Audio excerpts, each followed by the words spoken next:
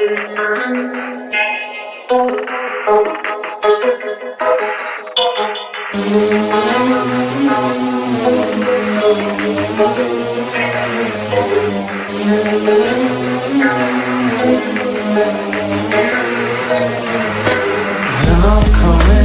broken down and defeated, deterred, busy and confused, sleeping. You're dying while I wait you to get started on the journey chosen, wasted, no selected. I was so bad, what happened? Fall out of the sky and crush me in my smile. I was so bad, what happened? Fall out of the sky and crush me in my smile.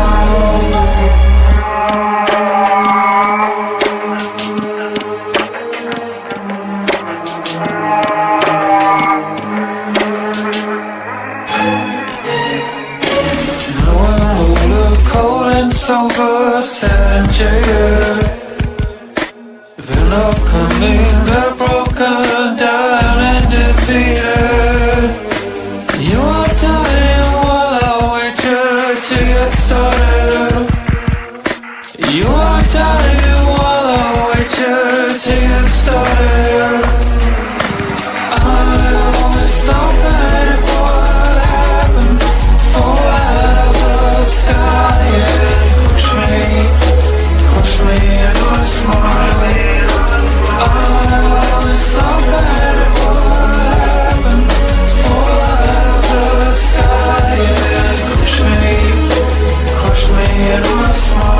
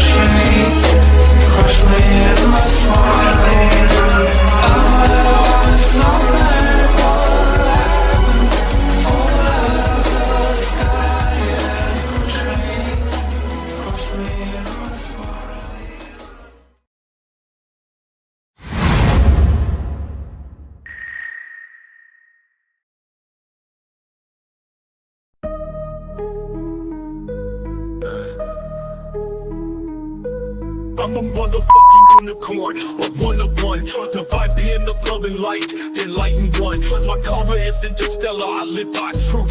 Fighting evil, my scars are living proof. Protecting you from the storms with all my might. Love me, I will treat you right. You ever cross me, it's the last thing you'll ever do. With my crown of thorns, I'll wreck you. I ain't playing, yo, Ryan Hart, call me a saint. Too bad Chris, because Bigfoot knows my name. I'm a messenger of God, with loyalty I serve, taking out all evil with his holy word. A true Knights Templar, sword in hand, slice you up, bury you in the sand. I'm a motherfucking unicorn, you'll never find anyone like me. Born in the Bronx, raised in NYC, so listen up, take heed. I float like a butterfly, sting like a bee. A true Knights Templar, sword in hand, slice you up, bury you in the sand. I'm a motherfucking unicorn, you'll never find anyone like me. Born in the Bronx, raised in NYC, so listen up, take heed. I float like a butterfly, sting like a bee.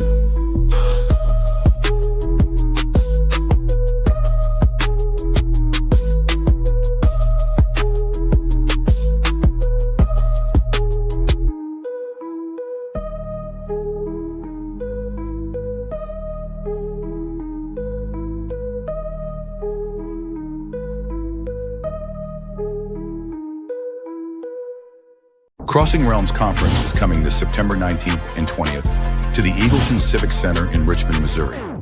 Tickets to this landmark event are on sale right now at Eventbrite. The powerful speaker lineup will cover topics from Bigfoot, UFOs, and aliens, so you will not want to miss attending this amazing two-day inaugural event. Again, that's the Crossing Realms Conference, this September 19th and 20th at the Eagleton Civic Center in Richmond, Missouri. Please mark your calendar and get your tickets before they vanish. Space is limited. Holy Michael the Archangel, defend us in battle. Be our protection against the wickedness and snares of the devil. May God rebuke him, we humbly pray. And do thou, O Prince of the heavenly hosts, by the power of God, thrust into hell Satan and all the other evil spirits who prowl through the world, seeking the ruin of souls. Amen and amen. And amen. We're going to bring Mark Eddy in right now. Welcome to Third Eye Live. And Hi, just so you everyone. know, now we have Pumpkin Slip Ice lap dances. They're back. You got to pay Mark for those. So just he does. Mark, you accept Bitcoin? Yeah, I think he does. It would have been nicer and better and funnier. But you know, prior to coming on tonight, there's a lot of news out there, and it's about this gentleman right here, Charlie Kirk. And Charlie's, that's him with his two young kids and his wife. Charlie was assassinated today in Utah, one of the universities, where he publicly debated students. Didn't browbeat them, didn't beat them up. I think, from him, I didn't like everything he said. I was like, he's okay, he's fine, and I supported his free speech, and it was what it was. He seemed like a good guy, Christian kind of guy, not warranting an assassination attempt, and his death. 31 years old, he got shot in the neck, right in front of his wife and his two young children. They all witnessed it. And we have a big problem in this country, and I could not start this show, and I didn't want to do this, but I cannot start this show without saying the following. This is not an inanimate object problem. This has nothing to do with firearms. This country is suffering from a major mental health problem that is a national security risk. People that have mental health have been allowed to foster and grow and go out into society when, frankly, they should be under the care of a doctor and getting proper treatment. Not just prescribed SSRIs. They need proper treatment, and some people need to be confined and out of society. And I'm not getting political. I'm just telling you, we have a mental health problem here. And I come from an age where we agreed to disagree. We didn't punch anybody in the face. We didn't cheer when someone got punched in the face. We didn't bring guns. We didn't bring knives. We didn't bring any of this stuff. This man was he believes in God, Christian values, and this is what this country was founded on. This country was founded by individuals who were God-fearing men and women and children. And even though they separated church from state, they were never separated by the God that they believed in. A lot of them Christians, Catholics. They were Jews. There were a lot of Judeo, Christian type of philosophy. There were some others. Okay? All this man was doing was challenging people to think. Stop watching the mainstream media. Thank you for watching us. We're not mainstream media, nor will we ever be. And he said, think. And this isn't a Democrat or Republican thing. What's sickening me most right now is we got people on there, and they're pissed, and I get it. Talking about libtards or liberals we have no idea, but I can tell you from watching what I've watched, There was someone who looked like it was in a sniper position, and this was not done by your quintessential, in my opinion, that left side of the equation. This was professionally done, and most of the time when they do this, they're doing it to screw up both sides of the equation, create chaos so that they can take control. And don't let them do it. Don't. You didn't have to believe in this man whatsoever, but you can believe in his right and defend his right to speak. And I'm just, my heart breaks because he has such young children, and I don't wish this ill on anybody, but we really need to take care of the mental health problem in this country. We didn't have this growing up. We had people coming on. I mean, I remember kids coming on the subway with 22 rifles. They were part of shooting clubs. We did not have this. This started when the pharmaceutical companies started pushing SSRIs. And people just like give them a pill and then send them out. No, don't give them a pill and send them out. They need help. Get them the help. So it's just what it is. I had to say something. May God rest his soul. Guys, this is not a revenge motive. This is a time when you stop being divided and get together and say everybody has their right to free speech. No one is a Nazi in this country.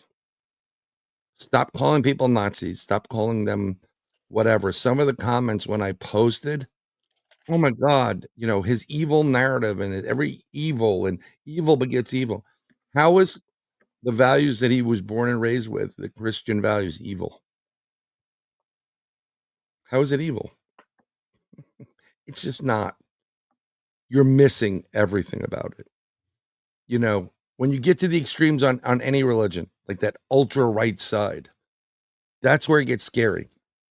If you don't believe, then no. Charlie was an advocate for what we do. Yeah. Free speech. And, just. And he showed up well prepared to discuss the issue. Yeah. And it's unfortunate it ended today in a terrible tragedy. And there's more. There's other individuals. We cannot continue to go on without people being helped mentally. I know it's tough out there. Get help. And don't just take a pill and walk out the door. I want more help. And we have to address this. But enough of this. We are going to get into some other things here. And we appreciate you coming on. We have a great guests that are coming on. I'm going to butcher Bill and Jackie's last name.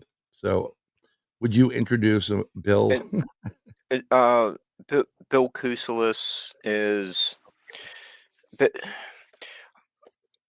one of the co-authors of Bridging the Tragedy with his lovely wife, Jaci. Yes. And we're going to put him in the big square for the block. And they will be returning in a couple, not even 2 weeks, to be presenters at this year's Mothman Festival in Point Pleasant, West Virginia. Come on down, you'll be able to find them at Bill, do you have a tent? We have a table. Yeah. A table underneath the tent. We need to bring our own tent. Okay. That's good. Some places don't do that, but yeah. And where's the presenters hall? It's the church between the Mothman Museum and the Lowe Hotel, going down towards the Two-End-Wee Park, right? Actually, it's the Trinity Methodist Church, if I remember correctly. I know it's Trinity. I think it's the Methodist Church, and they're north of where the Mothman Museum is, about a block and a half. They did that there last year. We presented there. This will be our third time. We didn't present last year, but the 2 previous years we did. And by far, this is the best venue that they've had yet. They've had the State Theater. They've had a room off the side of the Mothman Museum. And then I think the VFW down the street, none of which had air conditioning. This place has air conditioning. So if it gets hot, it's going to be cool. Whoa. No air conditioning? Yeah, it's been really hot the last few years there at the festival. So yeah. I mean, it's still hit 90 degrees again. That's the problem with some of these conferences. Sorry, I didn't mean to step on your mark. There's a problem with some of these conferences I've been to. They put on these conferences, they get all these people to come out, and they do it in a hotel room, but they don't have they don't have a TV for you, or a projector and speaker to do PowerPoint. I mean, people still do PowerPoint, and I from what I understand, Mothman is very well prepared, and in some of these smaller towns, it's kind of hard to get spaces to put people in. But I'm glad you're having air conditioning. That was that would kill me. They do the festival very well. They do a really good job with it. And I'm have yet to been down there to Point Pleasant, or I will come up now. It was down before, but now I have to come up. I'm probably stay at Mark's house, sleep outside on the back porch or something. I have plenty of room in the basement. Yeah. One basement. That's great. That's where I should be. If you do, Shelly Montgomery's here, and she says, I have questions for Bill. Any questions you have for Bill, please put them in caps. We will star them and bring them in a minute. Jackie happens to be not feeling very well right now, so she's not here. And we are going to send prayers, healing, recovery, blessings to Jackie and Bill, because he's married to her, so he has to deal with it either way. Yeah. All in favor, all those people that are married understand. JB's here. And I'm sure if you haven't been on half the shows that are being represented here right now, you're going to be asked on them after this interview. So get prepared for more like, hey, can you come back on? But the book that was, in your bio, you do a lot of extensive research. I did not read your book. Please forgive me. Sure. I'm going to get a copy of it. And I'm going to probably do, if I can do Kindle, I'm going to do it now, because I have stuff where I was able to take books and I can put them in PDF, and then I can do audio, so I can listen while I'm doing what I got to do for my family. Apparently I have one. And so I wanted to, always want a copy. But one day I'm going to meet up with you and Jackie, and we'll get your autograph. I always like to purchase from the author themselves, only because they get more of the compensation, we would say. Is that a positive word on that? Oh yeah, we make a few extra bucks. And I can tell you also, Brian, if you're interested, we do have an audio version of the book also, and it was narrated by a gentleman by the name of Michael Hacker, who has done all kinds of audiobook narration for really the luminaries in our field: Jacques Vallée, Brad Steiger, John Keel. Oh, that's great. He's done a ton of that. Dude is awesome. He actually helped me to present at the festival 2 years ago. He rode with us out to Point Pleasant, and that was a lot of fun. Does he have like that deep voice? In a world filled with, Actually, he has a very gentle voice. And he's about 6'8", maybe 300 pounds. And so he's a giant of a guy with a really gentle voice, and he's a really good dude. Yeah, it's interesting. I grew up with parents that were at NYU. They met there, and they were all on the radio. My mother interviewed Eleanor Roosevelt. And then my father just probably hung around. He does have a good voice, radio voice. He was spinning some records. But one of their good friends is Cousin Brucey, and some other people. So my dad would always be like, he'd talk to you normal, like, what do you want, gorilla? And then the next thing today's weather is, I'm like, where's the voice coming from? But that's great. I mean, because there are ways to present, and there are ways that most people don't, there's some people that can present really, really well, and some people just, they freeze up on the stage. So, Sure. When I go to present, I just go in and I present. It was matter of fact, or I'll do some jokes. Like, I'll probably do my version of Matt Foley, and you're gonna be, I'll do something stupid just to get them excited, and then we'll go into it. And because there's some serious aspects to all this stuff. Your book, and I'm just gonna bring one of them to the stage, Bridging the Tragedy, Silver Linings in the Mysterious Ohio River Illustrated. That bridge looks familiar, doesn't it, folks? If you know anything about it. What drove you? I'm going to put you back into the big square so it makes it easier. What drove you guys both to, look into the phenomenon and do the research into to craft this book? What was there an event that you had that you were like, we got to look into this? Well, I think for me, it all started when I saw the Mothman Prophecies movie that was released in 2002. I saw it in 2003. Right. Rented the DVD, watched the movie, and I've always been somebody who's into the paranormal. Been very interested. I grew up watching the old Project Blue Book television show back in the 70s. I go that far back. In Search of with Leonard Nimoy. It was very similar to that. Yeah. No, I watched both of those, but yeah. Did you? So when I was a little kid, my mom, who was a single mom, she raised my brother and me on a minimum wage job. She would read to me from The Hobbit, J.R.R. Tolkien's The Hobbit, when I was about 6 years old. And so here I was learning about, fantasy from my mom. And it was fascinating. So when I got a little bit older, I read The Lord of the Rings, and I went from fantasy into science fiction. I read Michael Moorcock. I read Frank Herbert, Dune. I was doing all this stuff as a teenager. Discovered heavy metal music and Ronnie James Dio and all that stuff. All the swords and sorcery. Just a lot of fun. And I kind of got away from that for a while. But when in my 20s and 30s, like a lot of us in our 20s, and for me, it was a reckless time. I got into my 30s. I kind of cleaned up my act a little bit. And then I found this movie.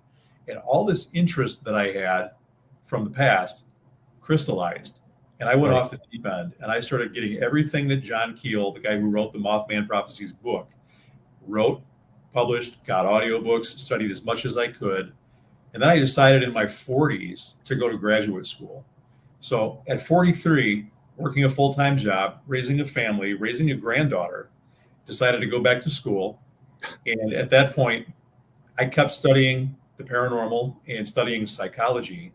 And when I graduated, finally, we had been to Point Pleasant in 2016. That was our first trip there. I told Jackie, I said, I want to go to Point Pleasant for a vacation.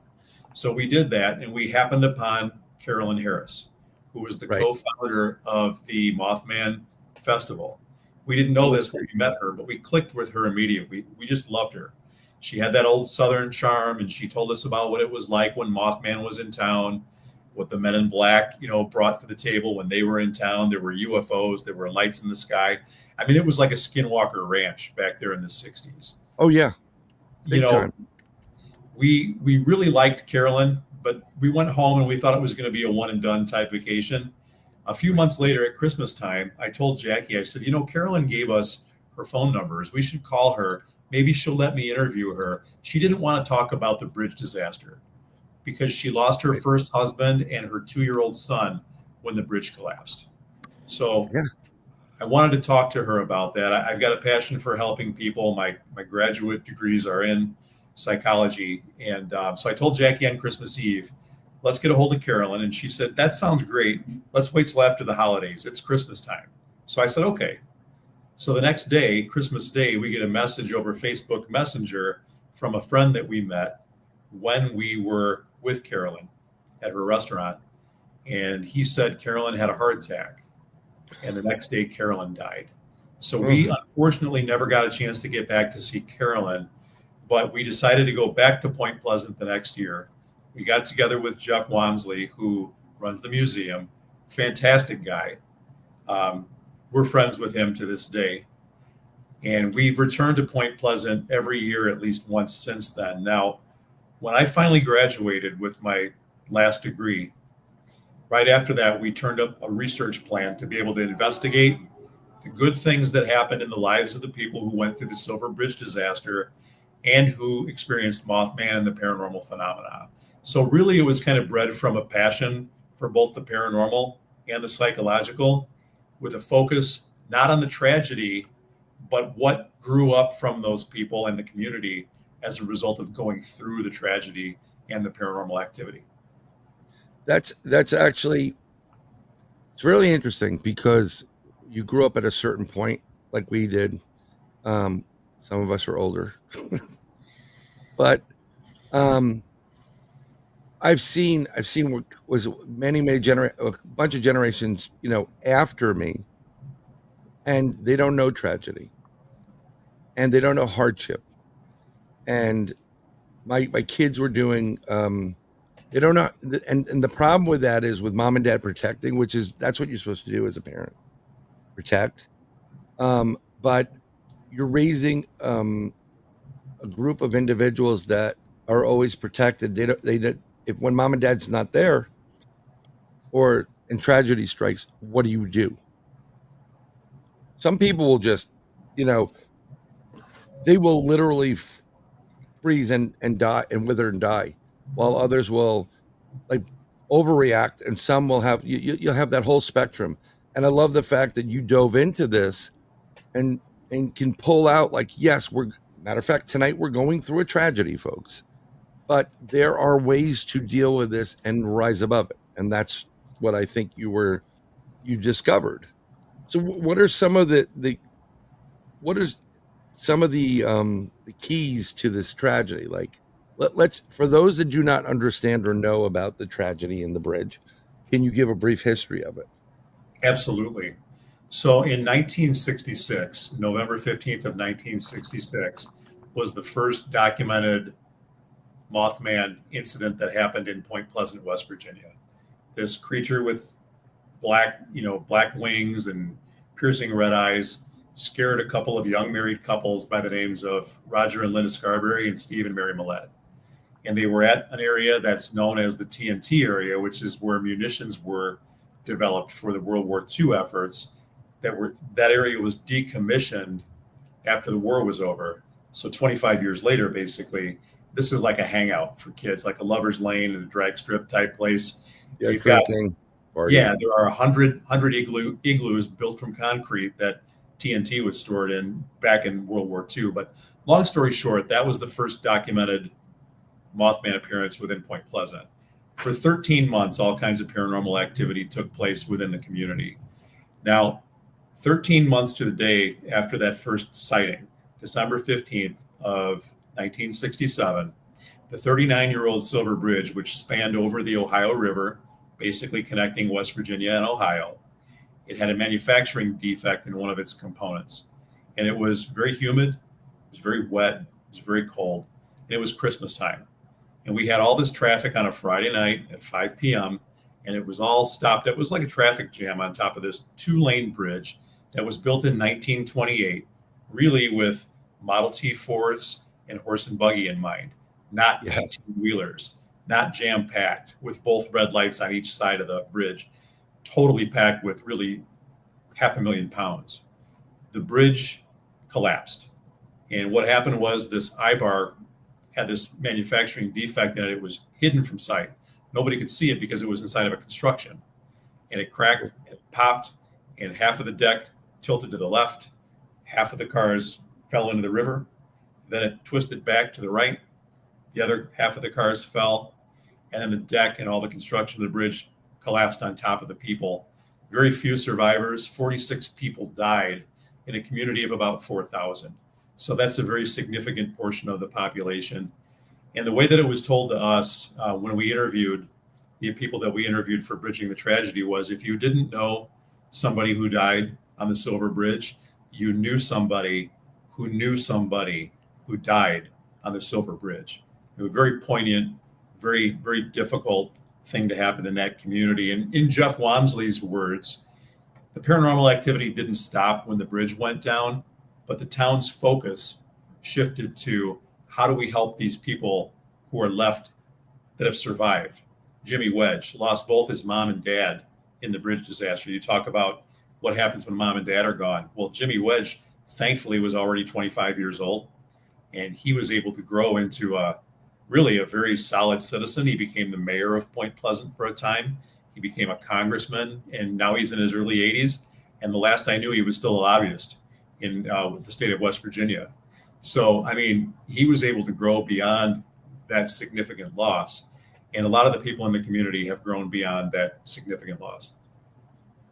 Well, I mean, there is a large span between when this event has happened and current date.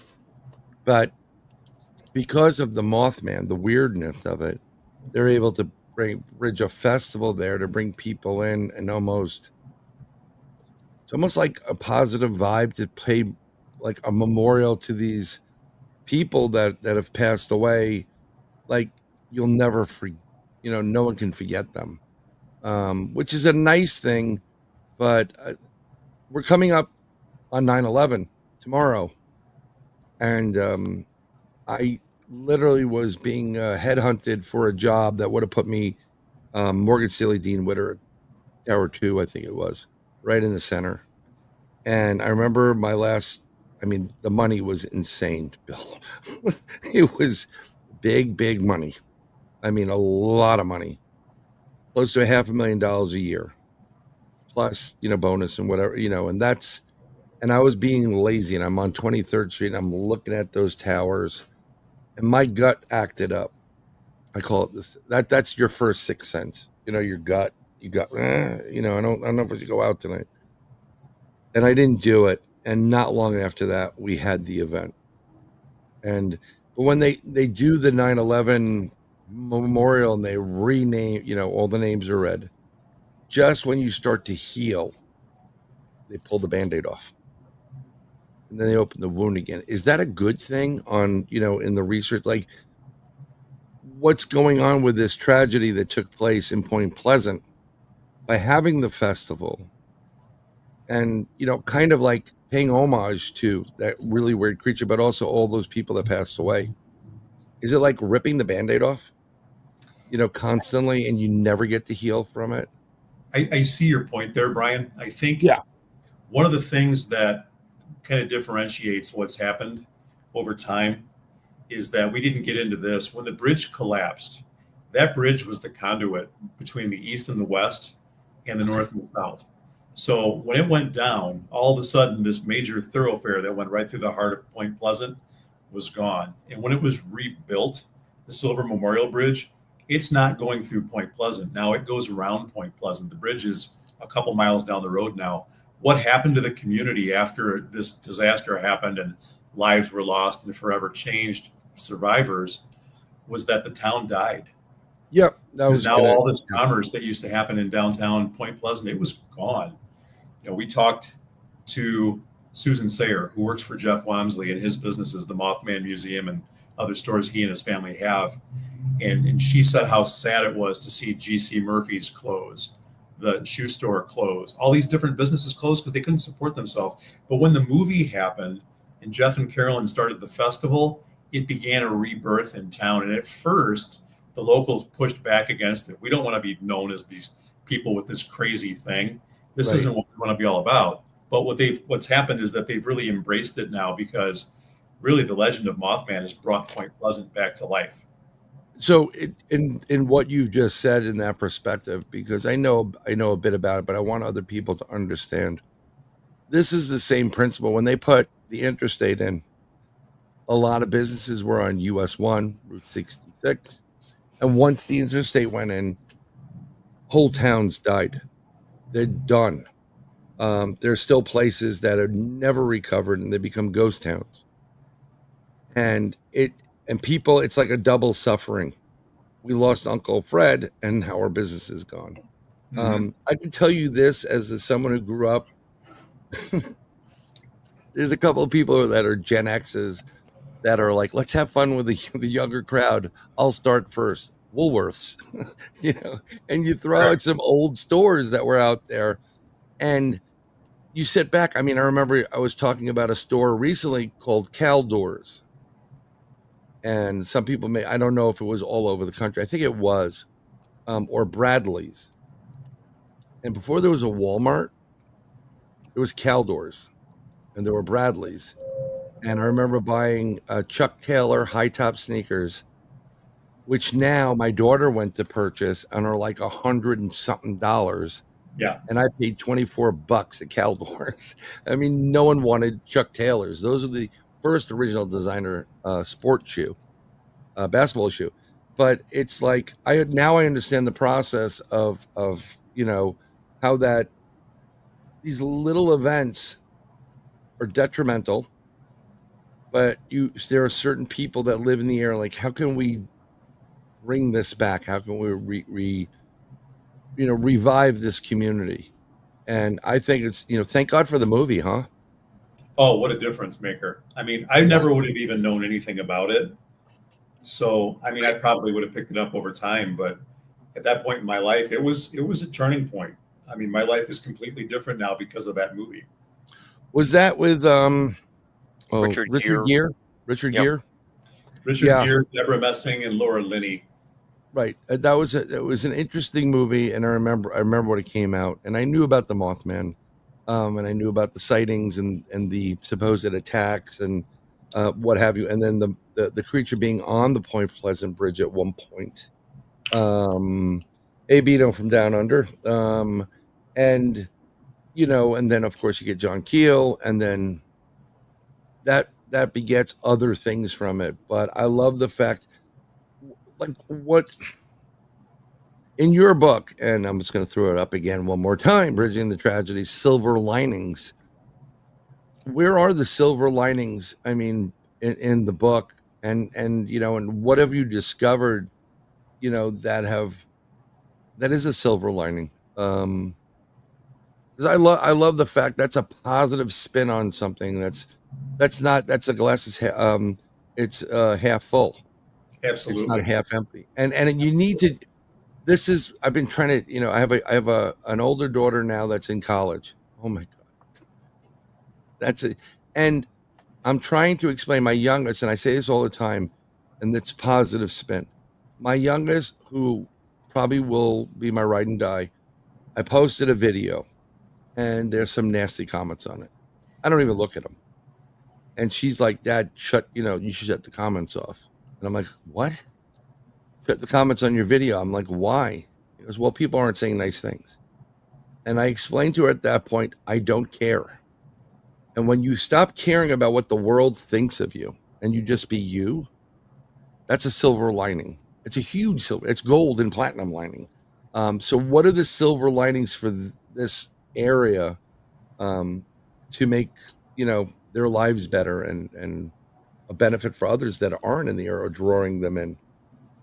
I kind of like to answer your question in two different ways. Sure. In order to do that, I know Mark has version 1 of Bridging the Tragedy right there with him.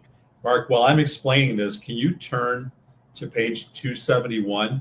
Because I'm going to have you, if you would, read the dimensions of post-traumatic growth that we found in the study. But before you do that, what I'd like to do, Bryan, is kind of describe what we did to find this. Because this isn't just like an opinion that we came up with. We employed the scientific method to arrive at these conclusions. So basically, we interviewed 11 people, 9 of whom were primarily Silver Bridge experiencers, 2 of whom were paranormal experiencers. Now, some of the Silver Bridge people also had paranormal experiences, but not really in depth, not up close and personal. These are people who saw lights, who chased after where Mothman was seen, and who saw UFOs and Men in Black. So those folks, I'm not saying that they don't count. That's not what I mean. But they were primarily Silver Bridge. We did have 2 hardcore experiencers in the book also.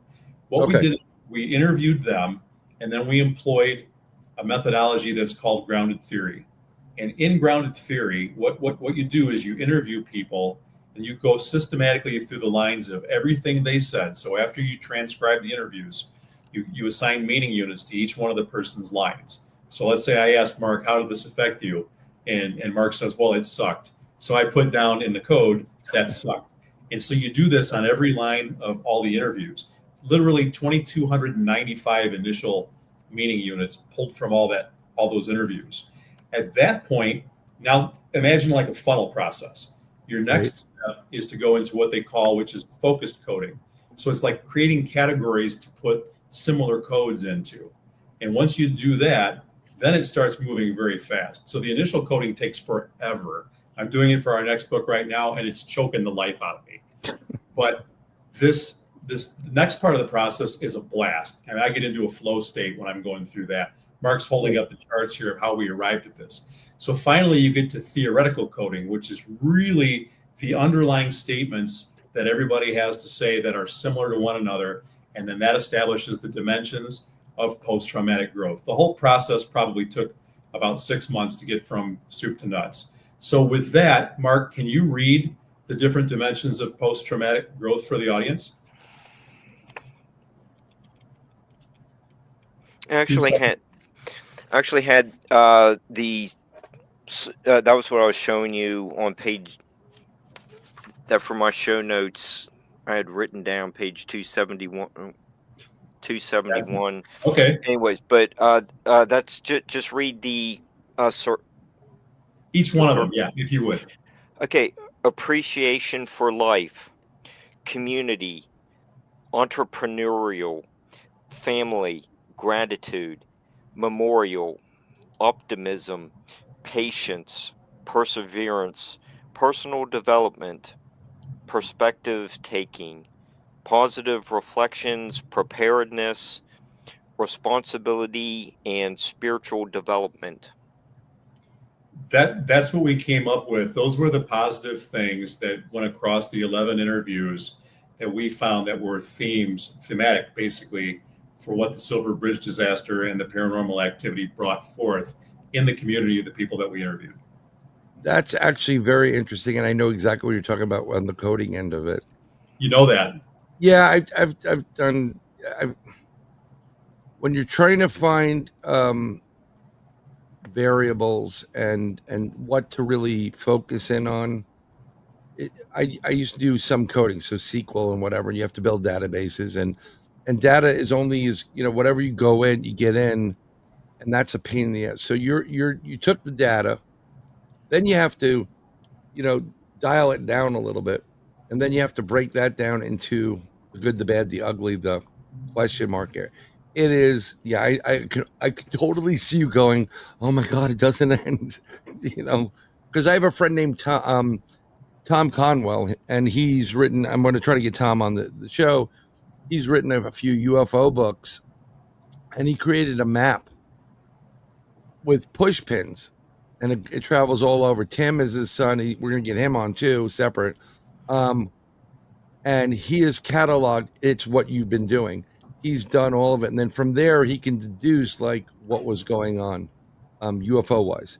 So I appreciate the energy and the effort. Thank God you didn't have to do the punch cards. You remember the old punch cards? I do. Yeah, I do. Oh, that would have been like, damn it.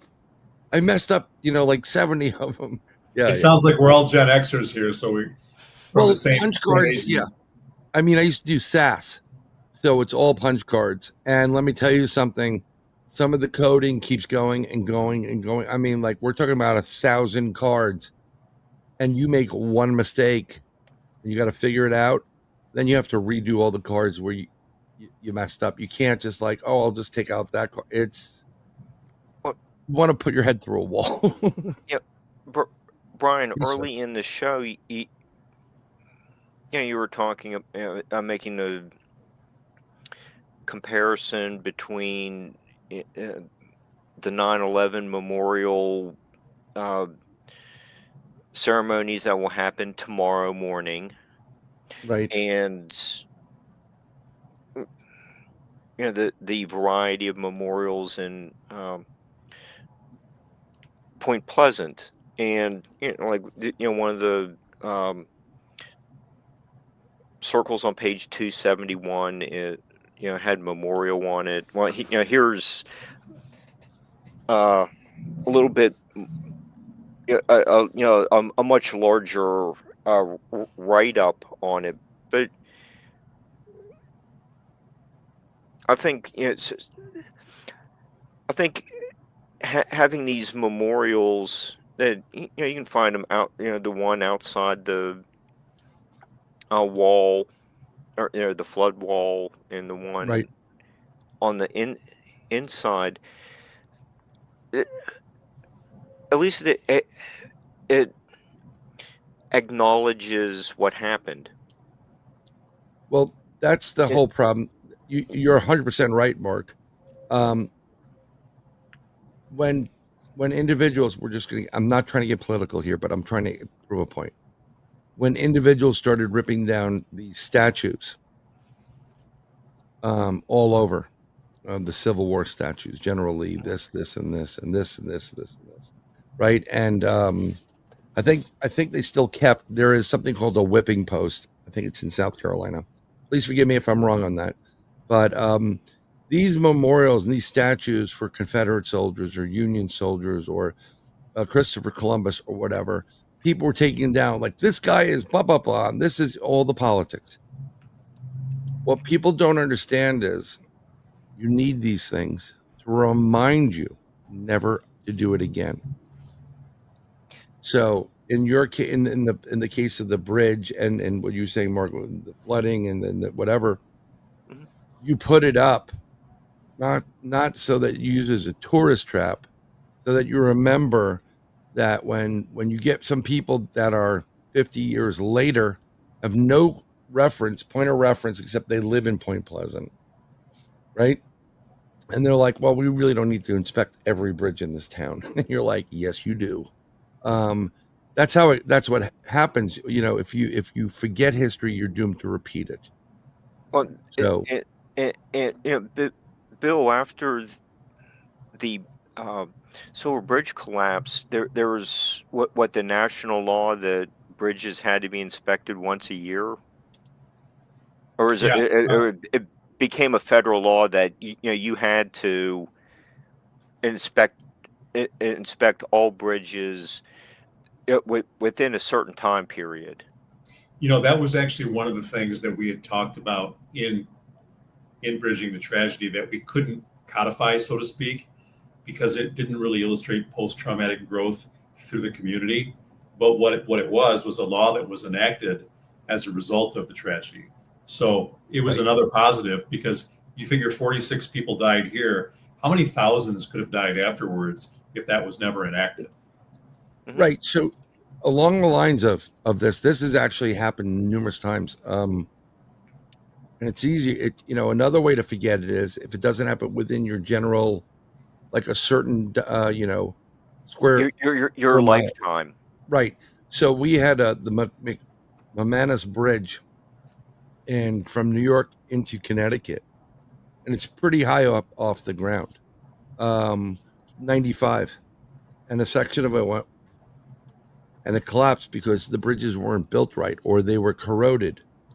And I actually knew somebody whose son, I knew him as, growing up, he was an engineering student in Yukon, and they came up with a way, and they literally, because all these bridges were collapsing, because our infrastructure, folks, in the U.S. is piss poor. It's really, really bad.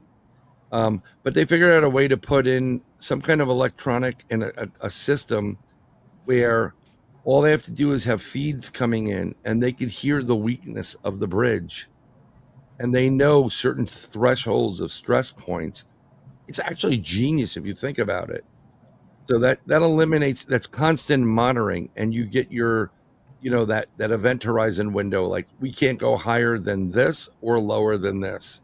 And if we do, we have a problem. And that helps in the future to shut things down and prevent these tragedies. That sounds like an organization or a company that's close to where I live called Panoptic Solutions. And I think that's one of the things that they do is they can use sound waves to be able to test where there might be defects within infrastructure, concrete or what have you. How awesome is that? I mean, a couple of days ago, in my old area up in New York, this main roadway, it's a Sawmill River Parkway at Farragut Avenue. I'm saying it as if people know where it is. But the roadway collapsed. And one of the problems we do in this country is we build roads too close to riverbeds, like streams. So we have the Sawmill River Parkway, the Sprain Brook Parkway. And what happens is, like you said, Bill, these bridges were built for like Model T Fords and horse and buggy, which, don't get me wrong, a couple 100 pounds. But when you started getting into the pure steel of American motors, those, like, it's all one of the problems with these cars is they were built so well they didn't crumble, and they were just, it's like massive weight, and you put that kind of weight on a bridge, even if it didn't have that flaw, eventually there would be too much stress on it on an engineering standpoint. I studied engineering, and eventually it was going to happen either way. It's unfortunate it happened when it did, because it's a holiday, it's Christmas, and it's, oh man, I just think it's interesting because we went through what you asked Mark to read. That was one part of it, but it was interesting when he's reading off all these things of what self-discovery. I'm like, that's really interesting. That's a positive outlook. A lot of that was positive, like really, really positive. And comparing that to the current state of the world that you live in, I don't see much of that in things. People are always, woe's me. I'm a victim. Yeah, and sometimes in today's world, you might have, well, even at that time, in 1967, you might have had a lot more people, start smoking dope, to deal with what happens. Bill and I did a show recently where, since then, maybe more people turn to other ways to numb the pain. But Bill and Jackie bring out that, the local people managed to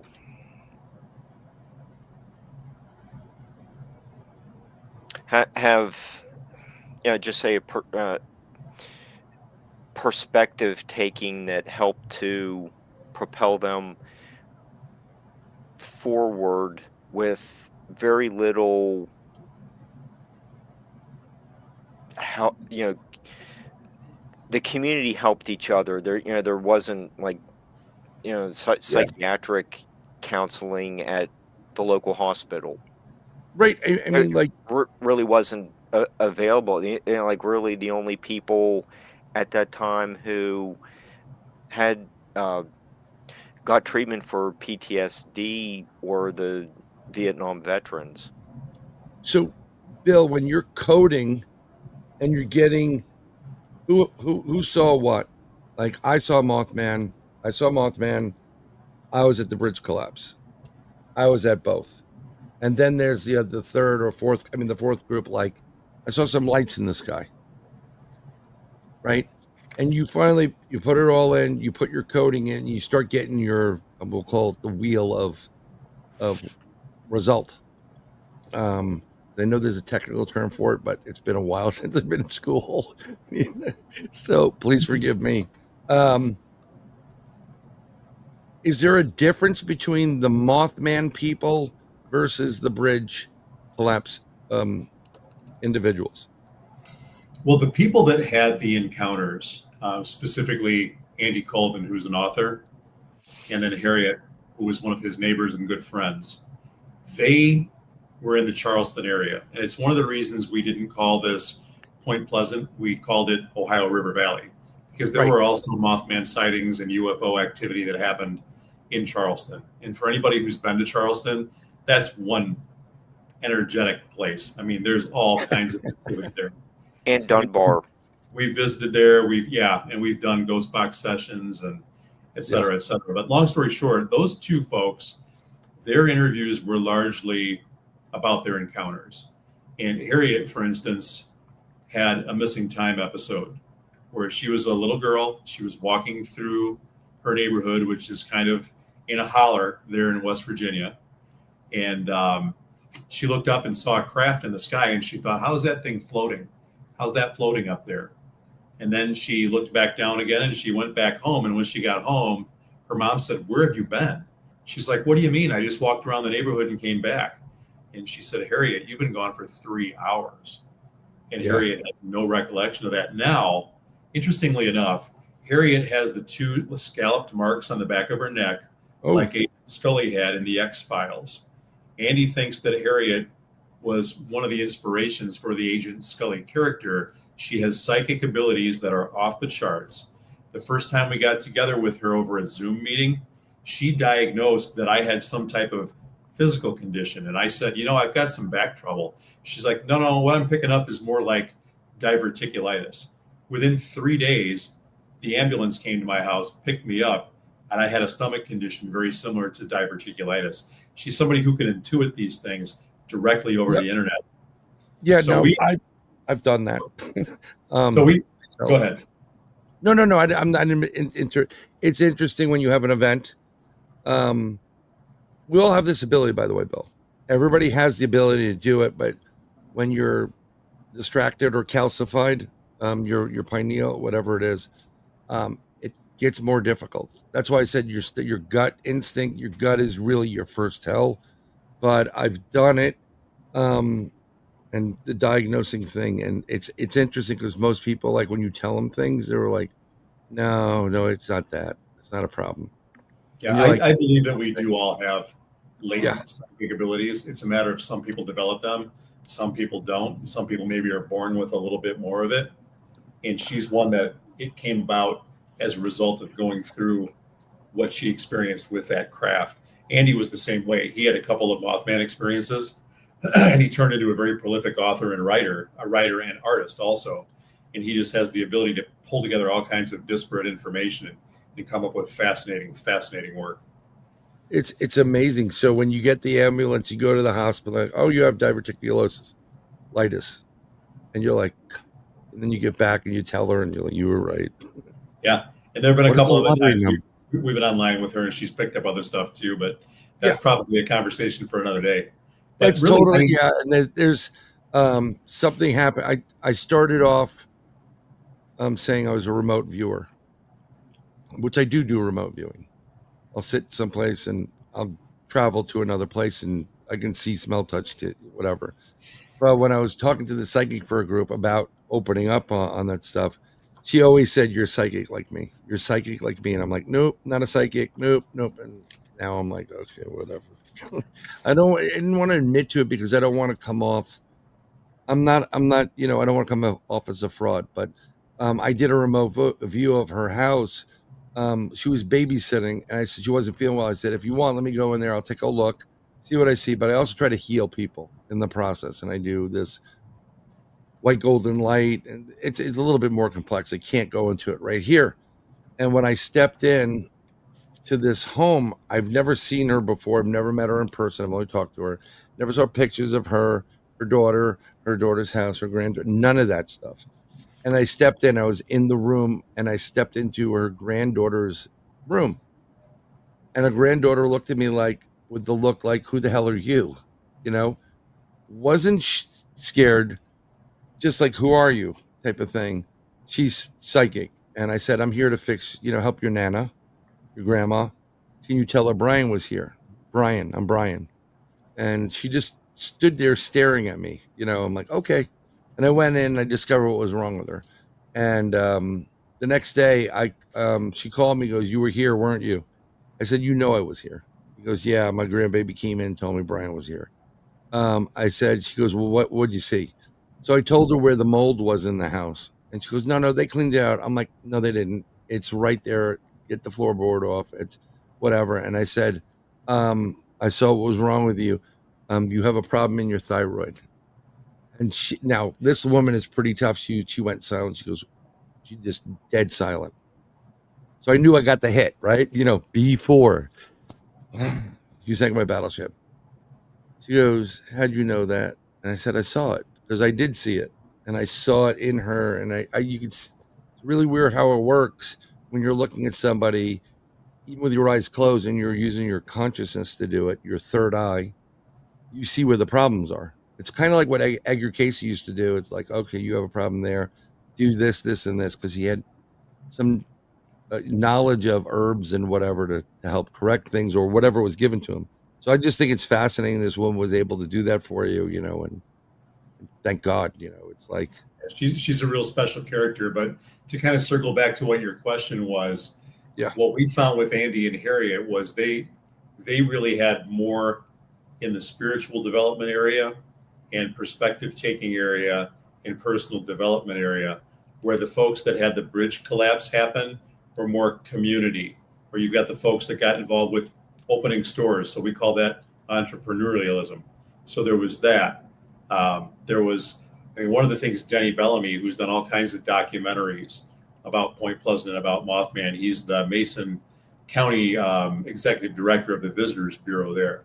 He talked about how people would be very patient. Patience was another one, I think, that was in there. And he said, whenever people are on bridges now, and if they get backed up and they see people like fixing rust or what have you on bridges, now in Point Pleasant, rather than getting impatient, they're like, hey, take your time and make sure you take care of that little issue over there too. Yeah. Because now that the bridge disaster is history and they've been through that, or family members were through that, they're a lot more patient with things of that nature as well. In that list, Mark, was there the word observant? I don't think that aware or aware. I don't think that's in there. Maybe something close to it. Yeah, like you were saying, perspective taking. That would be in my class, and the classification where I'm going with it, that would be observant or whatever. Patient, optimism, perseverance. It's kind of on the periphery, but I don't know. Well, perspective is also, if you see people working on certain things, and you're like, there's one bridge that goes, it's over the Delaware River in Maryland. I hate going over this thing. I hate it. It feels like it's 200 feet off the ground. And the side rail is just those concrete barriers. And there are 18-wheelers and trucks, 3 lanes, and a lot of wind gusts. And when we get to this thing, I get as close to the inside as possible. There's something about this bridge I do not like. And it maybe like in a past life, I fell off one, or I was part of Point Pleasant. I don't even know. But there's something about it when you notice it. You have to notice where your placement is. And I love the fact that people are like, take your time. You missed your spot right there. Denny was a fun interview. I mean, he laughed. He had us laughing. So the people that had more of the Mothman getting more, I want to say they're vibrating at a higher frequency for the most part, more aware, versus the people that have the bridge are more, well, no one's going to do it for you but yourself. Let's do it. More like the go-getter saying, well, we've been through this. This was tragic, but let's try to move forward and muscle through, like a Sherpa. Which is really interesting. That's a contrast right there. Did you get anybody that had a little bit of the characteristics of both in the process? Let me think through this. Rick Handley is the first person that comes to mind. I think he was our fourth interview, right before Denny Bellamy. And Rick is a very spiritual guy, very strong Christian, very community oriented, but really strong on the community development end of things, but also on the personal development end of things. He seems to kind of have both things going, in a sense of humility that really kind of pervades both sides of that. So I think he kind of illustrated both things there. Jimmy, who lost both his mom and his dad and went on to become a senator and a lobbyist and a businessman, he was he talked about getting strength from the community, how people had his back, how his friends, when they found out what happened, they came around him and they all gave him hugs. They built a wall around him to let him know that he wasn't alone. He had that, but he also turned into a very strong individual. So he's got both ends of the fence. He's got the personal development and the community development at the same time, and very grounded in reality at the same point. I'm going to ask a weird question. Maybe it pertains to it, and if you don't know, it's fine if you don't know. Were there any other organizations that were within the area of the tragedy? And I'm talking about like Elks, Knights of Columbus, Freemasons, other organizations that usually they step up in times of tragedy like that. Were there any people involved in that end of it? Nobody spoke to that, but I know the Red Cross was involved. Okay. Specifically, when the bridge went down, they were there doing the recon, so to speak, trying to be able to help people out of the river and that kind of thing.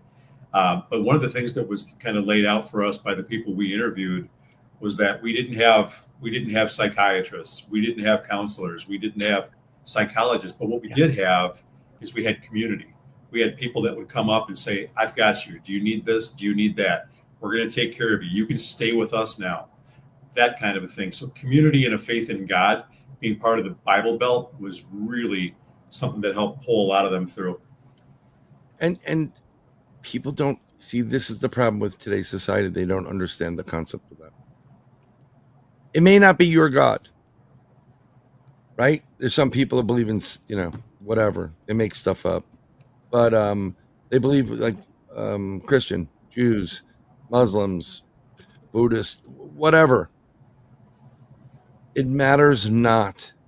It's what you need to do is you got to try to feel the perspective of being in their shoes. I don't want to be, I'm not a,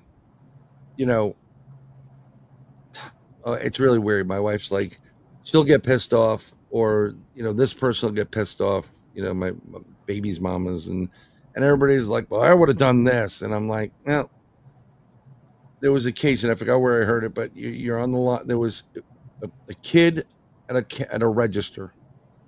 This relates to what your book is and what you've discovered.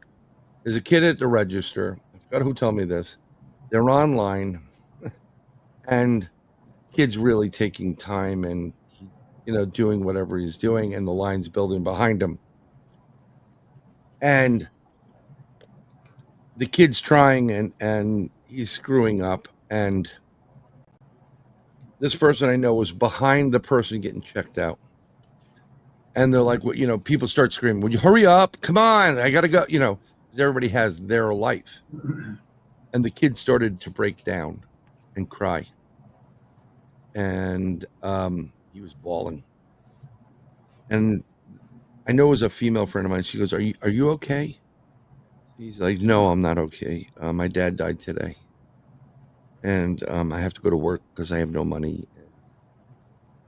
And she turned around and ripped everybody a new one, by the way. You don't know what that other person's going through. And you don't know. And I'm sorry. I know everybody's, the legend in their own mind. But try to understand what other people are going through before you proceed, like push your way through. And we missed that in this generation, last couple of generations. So I love hearing this from this tragedy brought more family, brought more friends, more community in a positive direction. I mean, you can't ask for anything more. I'm getting this book tomorrow. It'll be in my probably like, I'll have to, I got to drive to Missouri. So it's like 21, 22 hours. So I got nothing else to do. So it'd be good. But what I like to do is if I do audiobook, I also get a hard copy because I'll just sometimes it's just quicker to read through it. I can do the speed reading, but I want to grok everything that's going on. I do the same thing. I listen to audiobooks and read at the same time. Yeah, I love it because it's like you can stop and pause because you're always getting asked questions. I mean, my kids are young enough where it's imperative they stop. I need to go to Target. Like what? They come out of nowhere. So I'm definitely going to be looking into it. I found a great app now that will read you Kindle books and PDFs and whatever. Mm-hmm. You can set the speed. It's awesome. So you can take, but I still go back to read it. Like I was reading Manly P. Hall's The Secrets of Everything. I have that. I read that years ago. Okay. So he wrote that prior to him becoming a Freemason. And if you listen, you got to read that book, everybody. And trust me, I am a Freemason. We're not the Illuminati. Don't believe the crap online. So I was. I wouldn't be here. I'd be in my convertible Lambo in Miami drinking, whatever with my Playboy bunny, spouses. It's not like that. But in that, it teaches you about vibration, frequency, and a lot of what you put, it sounds like you put into your research, you and Jackie's research, and how it plays out. This is great. I'm loving this. So, Well, thank you. apologize, getting a little excited here. We have some stuff that, like, if you don't mind, let me just. I kind of started starring stuff, and I'll put it up there. So we'll get back to the book and energy shifter said are the requirements to get Sir in Night Templar. No, you just have to be. Your official title will be SK, and then your full name. So my official title is Sir Knight Bryan M. Bowden. You'll never know what the M is, but for this case and purposes, they call me McLovin in Florida. That's what it means. So then we have Cools. I was pronouncing that wrong. Yeah. Is that Keegan? Hi, Keegan. Yeah, it's Keegan. And he says, tell Bill I said bear down. Keegan's a good dude. Keegan is great. I was just on their show. We're going to have them on this one, Keegan and Sam. He says the part of Bill and Jackie's book that I can't get out of my head is the picture of Christmas presents floating after the collapse. And that was something that bothered me, by the way. It's disturbing. It's very sad. It's very sad. It is super. It's really, really disturbing. And Shelly's been asking, like, she has questions that Kat, and this is probably in reference to something that Kat, Kitty Cat Whack. She lost her dog. Her dog had to go to the Rainbow Bridge, no. And trust me, I just had this conversation. I had a bull terrier that got susceptible to two things that they take them out. One was kidney failure.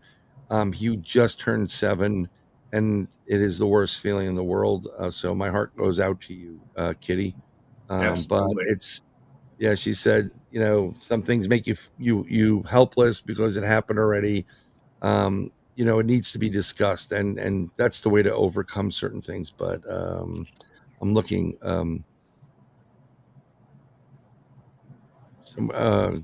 JV, I don't know if you've been on her Newfoundland Paranormal Newfoundland podcast.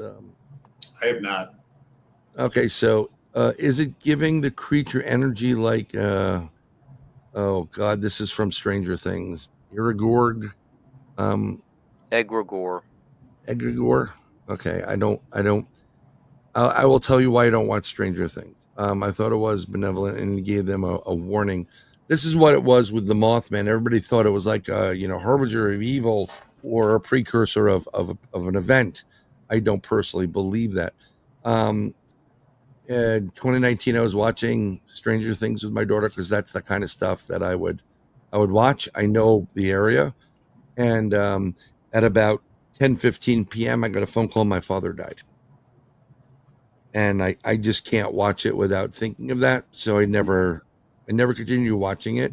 Although my daughter that I was watching with is friends with one of the actors who is one of the leads on there on that show. So she's really good friends with him, which is interesting. And then we had I don't know if you've done Awake Nation or anything with Penny L.A. Shepherd, but I know Penny.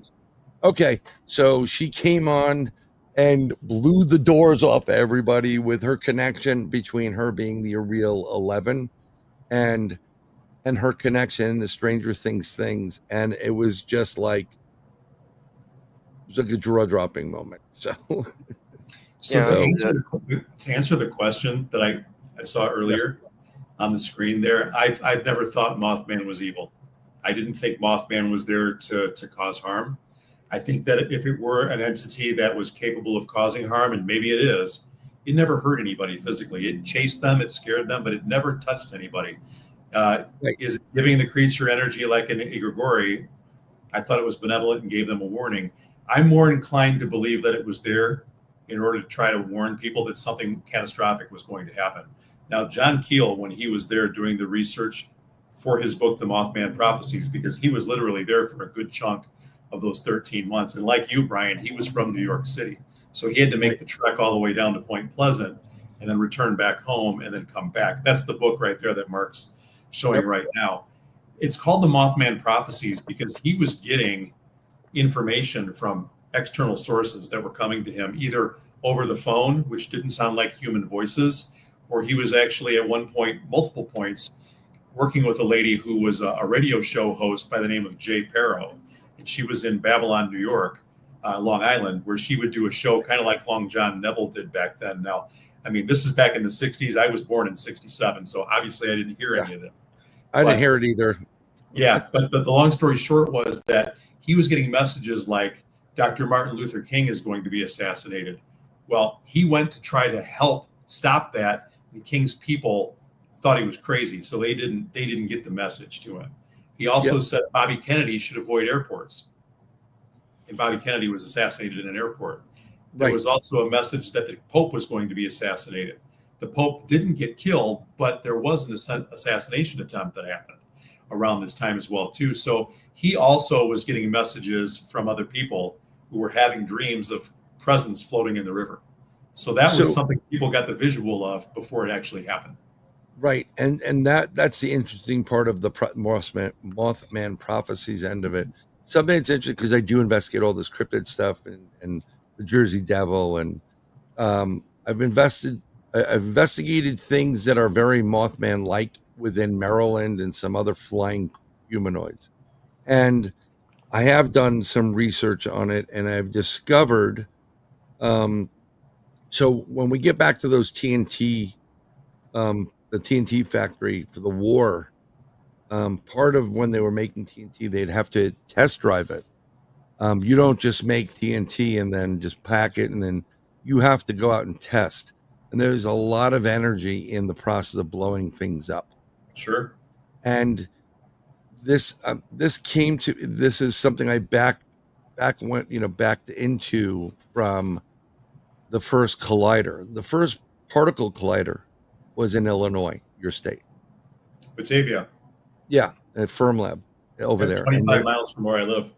Right. And they ramped that up, and as fast as they ramped it up in the 90s, they shut it down just as quick. And that's at that, because something must have happened at that point, and then they didn't know what the heck was going on, so they shut it down, I guess, to go look into it. And at the same time that happened, that's when Fiona Broom said, I thought Mandela was dead. I remember him dying, hence the Mandela effect.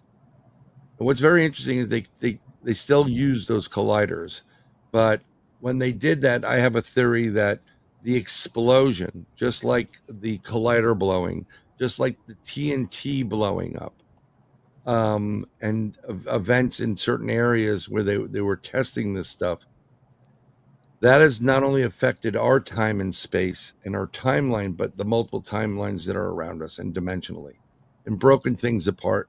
And then we all know if you broke mom's vase and you try to glue it back together, it'll never be perfect. It'll never be whole. And there are cracks. And I believe Mothman, the flying human cryptoids that are in Chicago by the airport at the FedEx terminal that have the wings and the red eyes, look very much like Mothman to a degree. The Jersey Devil, because there was some explosives there as well. It's all interdimensional beings, and one of the reasons why they fly towards you or you get scared when you see them is that's their food source. I've gone into this several times. It's like Monsters Inc. So it's like the Hat Man in the middle of the night. You wake up and something dark is coming at you. You get this fear, and they stay there for a little bit, and then they go because they recharge themselves. When this Mothman was, flying at some of these people in cars because maybe the lights were too bright and as nocturnal, and scaring them in the process, it was feeding off to that scaring whatever it is, the energy from that. And another thing you can do is if you look into where all the black-eyed kids are and all these children that do the same type of thing, they live off of fear. There's a fear base with them. All those events take place within proximity of universities and every university has smaller colliders. Interesting. So it's very interesting. So yeah, I didn't think it was anything of evil in the Mothman prophecies at all, and I didn't even think it was warning them. It may have just been picking up on a vibe, and with all that tragedy, or maybe they could see the tragedy happening. That's like a buffet for them because of the anguish and the anxiety and all that stuff. And the fact that you've discovered the positive or the silver lining to this, and the people rebuilding the town, and the joy coming back to the town, and the commerce. There's nothing tragic there. There's nothing dark. So why would this creature come back at that point? Right. Right. But apparently it will go to Charleston, West Virginia instead. Yeah, that's a whole other interesting story. Well, I mean, there's a ton of different things. I met the sheriff from the Shepherdstown. That's West Virginia. And I mean, if you get into this on the paranormal side, the weird side, it's these strange beings, vortexes, magnetic anomalies. Water is always to play. There's a stream. So that's crazy. I was asked by Shelley to ask about redirectional. I don't know what that means, Shelley. So I don't know if you know what that means, Bill. I would need a little bit more information to understand. Okay, we'll see if she does something more in chat. But we do have from JV, Paranormal Newfound Podcast. Bill, what is your favorite part or theme of the book? So in the book, The Mothman Prophecies, it's something I alluded to a few minutes ago, and that's the Long Island chapter, that or part of the book, because it's one of the things that I think it gets overlooked. Everybody talks about Mothman, the red eyes scaring people, all that kind of thing. Then, of course, there's the bridge. But the part where the prophecies really come into play was John Keel's relationship with Jay Perro and the conversations that they had, and her channeling different entities that were giving him predictions, like the whole Martin Luther King thing and the Bobby Kennedy thing, and the something is going to happen in the Ohio River Valley. It's the mystical part of the book where this information is coming to Keel. Keel is getting frantic and trying to figure out what the heck is going on, and trying to stop these assassinations from taking place, being blocked, not being able to do that, and then knowing that something was going to happen, but not knowing what it was going to be. He thought a chemical plant was going to explode. That's what he thought was going to happen. But then ultimately, obviously, it was the Silver Bridge disaster that was the thing that took all of these different lives. So really, I guess it's the mysticism behind the context that he received that led to the prophecies, that led to the psychosis, that led to his thwarted attempts to try to stop these things from happening and not being able to do so. That's probably my favorite part of the Mothman prophecies. Yeah, it's interesting. I just love the dynamic, the people you've met that have been on I would call it vibrating at a higher frequency. It's the best way to say it. Mm-hmm. Because when you start when you start vibrating a higher frequency, you see into whatever it is. You want to call it the Akash record, you can call it that. I'm now referring to a lot of it as the cloud, because some people are like, what is the Akash record? I'm like, think of it as the iCloud. Sure. Yeah. You got to dumb things down a little bit there. Do you think that have you or Jackie picked up any type of abilities yourself now from all the time there and all the research and the investigation and the meeting of some of these, if not, as many people as you met with? It's really unfortunate that Jackie's not with us tonight, because she's a lifelong experiencer. She's somebody who, as a child, 6 years old, saw an apparition of Jesus at the end of her hallway. All of her siblings saw it too. Okay. And that was the first thing that she saw that was what we could call of a spiritual or extra dimensional type of a thing that appeared to her. But she's also seen things that she's not sure about, whether or not it was perhaps a Bigfoot, or if you're familiar with Richard Shaver talked about the Darrow. She believes she may have experienced the Darrow. She just knows stuff. She gets all kinds of different visions. She's done pendulum work with our pets. She's had communications with our animals. There are things she's been able to do there. And since we built our home 3 years ago, we've had numerous things that I would call paranormal activity that have happened within our house. And ironically, I never wanted to live in a used house because I didn't want spirits coming with it. So we built a new house and we got spirits coming with it. And the craziest thing about that, I think, and this isn't even something that scares me, we have the phenomenon, what I would call ghost barking, that happens in our house. We have Ghost barking. We have 2 labs that we rescued from the Ozarks 3 years ago. They were 5.5 weeks old. We brought them home with us. They were part of a litter of 12 puppies that were living underneath a porch out right on the border of Missouri and Arkansas. Half of the animals were eaten by wild animals. So there were only 6 that were left. We brought 2 of them home with us. We had no room for dogs. We lived in a townhome. So we built the house with a backyard so that we'd have enough room to spread out with our dogs and have a home. But since we've lived there, we hear dogs barking in the middle of the night. And I will get up and go out into the living room where I think I hear them barking, and there's no dog in the living room. And I'll go back to bed, and both the dogs are still in bed with my wife. So it's not them barking. I want to believe that it's their siblings that didn't make it that followed them home because they know that we love their sisters and they know that their spirits are safe with us. It's really it's really interesting. So I understand what you're saying about not wanting to be in a new house, and now you're having all this. I mean, an old place. It's not the property; it's mostly the land. Yeah. And you don't realize that until after the fact. Well, and we had Harriet, the lady who diagnosed me with that diverticulitis thing. Yeah. In Bridging the Tragedy, we had her do a remote session with us over Zoom. And she's like, I'm getting a white house. There was an accident. I'm getting the farmer's leg was trapped. I actually had a disc collapse in my back in the house a month after we lived in it, was hospitalized for a week and had to relearn how to walk. It took me about 2 months to be able to walk again. And she saw a vision of somebody in a farming accident having damage done to their leg. Maggie, our black lab, was limping on her right leg, and Jackie was having problems with her right leg. So all these symptoms started manifesting not only in our lives, but in our dog's life as well.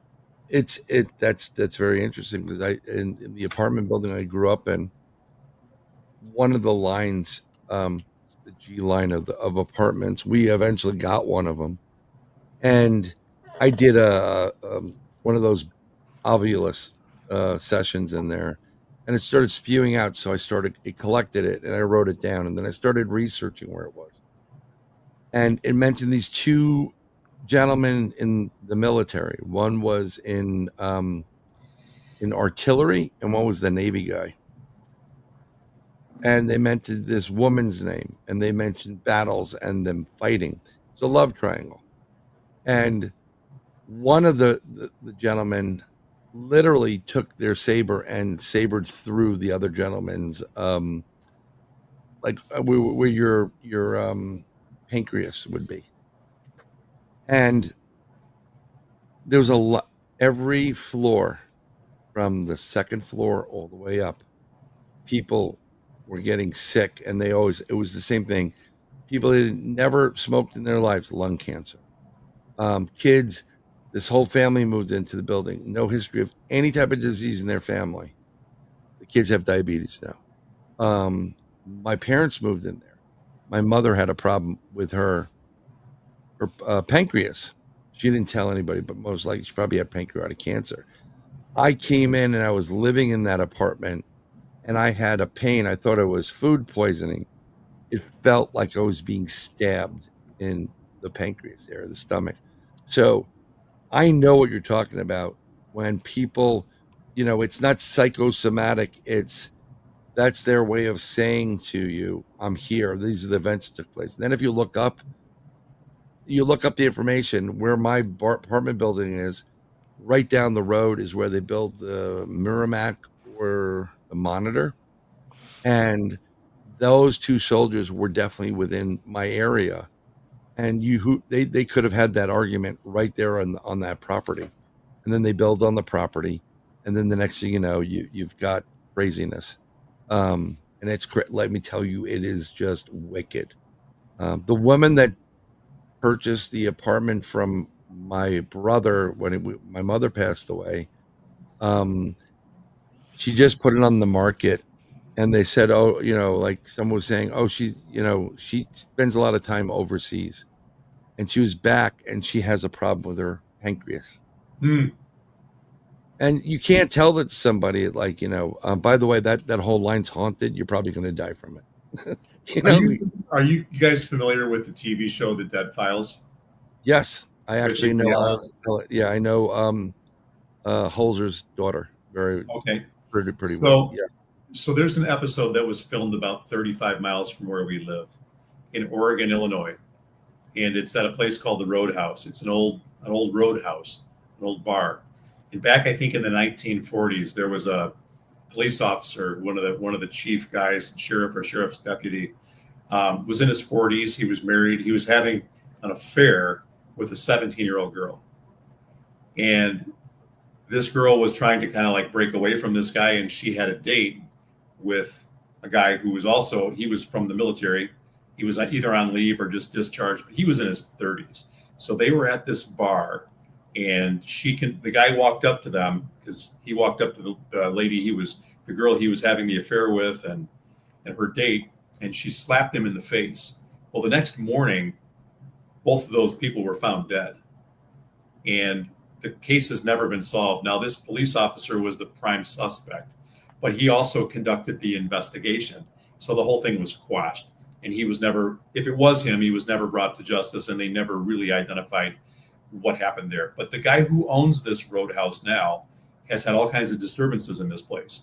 So he contacted Steve from the Dead Files and said, hey, I've got this going on. I'd like you to come check this out. So they came out, they did their investigation there, and there's an episode that's based upon this place and what took place there. And one of the things that Steve got really aggravated by was that he would be interviewing people that worked at the restaurant, and he felt like they were hiding things from him. He'd ask them questions, and they seemed very elusive. They wouldn't give him complete answers, and he got really aggravated with them. Well, they weren't purposefully hiding this. For whatever reason, whatever entity is there has the ability to block them, and so they can't respond to all the questions. So here's where it gets really strange. So we're at this dinner. We're there for like 3 or 4 hours. We're having a good time. We're hanging out. My wife has got her Ovilus app on her phone going, and so it's getting hits. So all these different words start popping out while we're sitting at the dinner. Yep. I'm like, will you turn that damn thing down? You're disrupting people. She's like, well, I got to hear this. I got to hear this. So she turns it down anyway. Well, we went to the bar, and as we're sitting at the bar, the girl who was waiting on all the tables and doing all the bartending for this whole event was talking about a car accident that she was in and her little boy was killed in, sadly. But she had a really positive demeanor, and she was talking about him. And she's like, he's always with me. He comes here to work with me. People see him. When I go home, like the doors are all flown open like poltergeist in the kitchen. All this kind of stuff happens, but it doesn't even scare me because I know it's him. Now, the strangest thing about this is Jackie and I get separated this night, and we're walking around the place. And she starts getting these hits on her phone, but she doesn't tell me about it till the next day. Because when we got back in the car, I had downloaded the episode of The X-Files, and I listened to it in the car on the way home. And about 40 minutes into the commute, she's super quiet. She's not saying anything. I think she's just listening. She looks at me and she says, have we crossed over Route 39 yet? And I said, yeah, we did that about a half an hour ago. She's like, I have no memory. I have no memory of even leaving the restaurant. So in some ways, her mind had been erased. Now it gets stranger. So the next day, she tells me about these hits that she got while we were separated in the restaurant on her phone. She gets the name Jessica, which is the bartender's name. Mommy, I can't find you. So Jackie thinks that what happened was it was the busiest night they ever had at the restaurant. Little boy couldn't find his mom, and somehow he was coming through her phone. Her mind was erased, just like the people Steve interviewed. Didn't even remember the commute home and didn't even tell me about this until the next day. Well, your marriage is filled with fun and excitement. We have a blast. We have a really good time. Yeah. Well, but this is what happens, though, and it does happen. It's kind of like when I do readings for people, and when you do a reading for someone, or you do too many of them, or it's really intense, you stay in it. And I've driven home And I know I've gotten home, but I don't remember getting in the car to do it. I've had similar experiences like that. I'm like, how the hell did we get here? Like, where am I? Like, when did I get home? It's really weird, and that makes my brain start spinning. Like, okay, let's go back in time. But isn't it amazing how some of these dearly departed have the an ability to manipulate not just energy, like make something, like Patrick Swayze, shooting a quarter across the room, but they literally can put a veil over your head, or and Yeah. and then you're like, oh my god, that is insane. That is crazy. Until we cross over roof 30, but yeah, about an hour ago. Yeah, it's weird. But I mean, but some people are definitely susceptible to that. There's this one road that we used to go down to visit a friend of mine. She was a friend of mine, but I would take my other half with me, baby's mama. And it's a bridge. It's over under a railroad track, but it's one lane. And you get to it and you have to stop, and then you got to wait, and then you go. And she's sleeping. And the minute we went into that bridge, she's like, oh, get us out of here. She woke up instantaneously. She knew exactly where she was. Wow. It's really weird, but she doesn't believe in any of the woo stuff. I mean, it's interesting how she's seen things that blow your mind. She saw something the size of Giant Stadium, the football stadium, or wherever the Chicago, what's Chicago's stadium? I forgot the name of it. Soldier Field. Soldier Field. Imagine Soldier Field flying over your car. I think you would remember it, but It's all black, right? And It's on West Addison Avenue. yeah, and she's hanging out the moonroof of my Integra going, what is it? And it's not making a sound. And then in an instant, when we get distracted by another oncoming car, it stops. I look up, it's gone. I literally, stop on the highway. To this day, she says, oh, it was just a big weather balloon. Like, no, it wasn't. Swamp gas. Swamp gas my ass. Yeah. But I'm really stoked to get a copy of the book and start reading. I'm just going to see if we can bring this up. That's one of the books right there. And I have a question. Ask the question. I'm just going to try to share the Amazon page if it's all right from you guys. Sure. I'll go ahead and send over the links to find us also. Yeah, please do. That makes it easier. Try to put it in chat, and if it works, it works. It should work. I've got it right now. Okay. Oh, there it is. It's in private. They move everything around in this freaking place. I'm going to copy the whole thing. Boom, copied, and let's go. They used to have the private in a different area of StreamYard, but this is their website. Please, an email. Just go check it out, please. Yep. So there's two things there. There's a website and a way to contact Bill and Jackie there, if I'm correct, right? Yep, and we're really easy to find on Facebook too. Be more than happy to correspond with people that way. Yeah, just say, hey, to make his life easier, and Jackie, say, hey, Bill, I saw you on Third Eye Live. So he has a point of reference. Don't just go, and give him some question and like, who the hell are you? Because I get that all the time. I'm like, I'm more than happy to answer your questions. If I don't know where you're coming from, I remember what I said on all shows. Yeah, please don't send me a message that says, you've shown up in my feed several times. Do I know you? Kindly send it all day long now. Correspond. Yeah, I usually don't do that. I'm literally every day. I don't know what the heck is going on, and that is ORG, right? Or is it OG? It's ORG.